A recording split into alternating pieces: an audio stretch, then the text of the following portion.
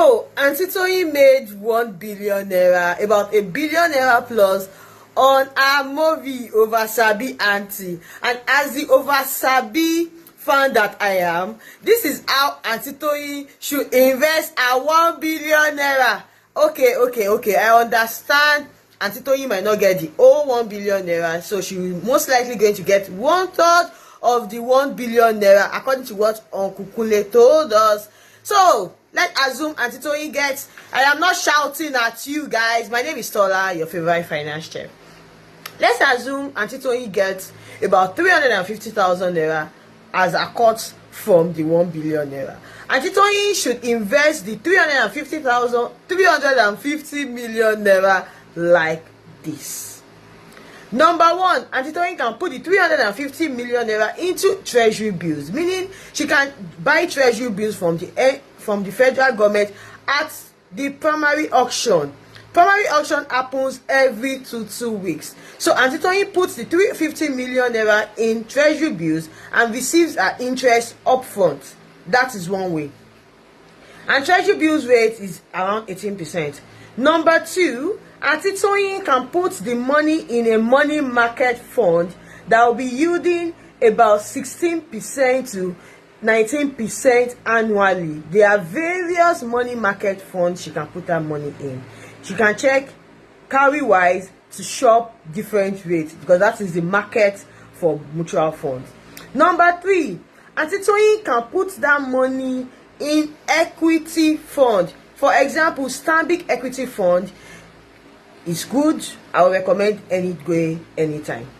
Or Stanbic Ethical Fund. This is not a paid ad, so I will recommend any day, anytime. So she can put that 350 million naira straight up if she's an high risk investor or a high risk investor. English corrected. If she's a high risk investor, she can put that money in an equity fund, Stanbic, Vertiva, United Capital, any equity fund she likes. She can drop the 350 million naira there.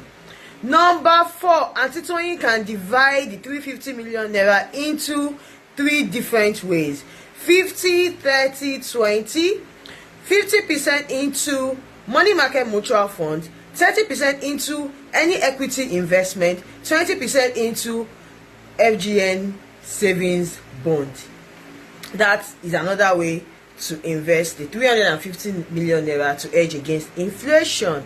Number five, Auntie Toyin can do this also: 50-50. 50% of the 350 million naira into a money market mutual fund or a fixed deposit account such as Ren Money. Ren Money fixed deposit is currently 22%. Clock that.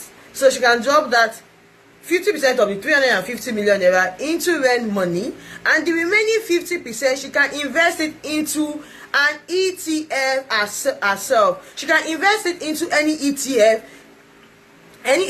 that is investing or has a bucket of portfolio or tracking 30 banks. That is tracking any bank stock or tracking any consumer goods stock, any Stanbic ETF, any Vertiva ETF. She's good to go. Number 6. I've talked about 1, 2, 3, 4, 5, 6. Okay. Number 6. Auntie Toyin can put the money this way: 50-50. 50% into money market mutual fund such as Trunk Bank. Trunk Bank money market mutual fund is about 19%, and the remaining 50% she can buy stock herself. Stock like UBA is a tier 1 bank stock, right? Number 2, she can do any cement industry such as Moaco. Number 3, she can do any penny stock such as Kutix, because Kutix is into cable wire, right?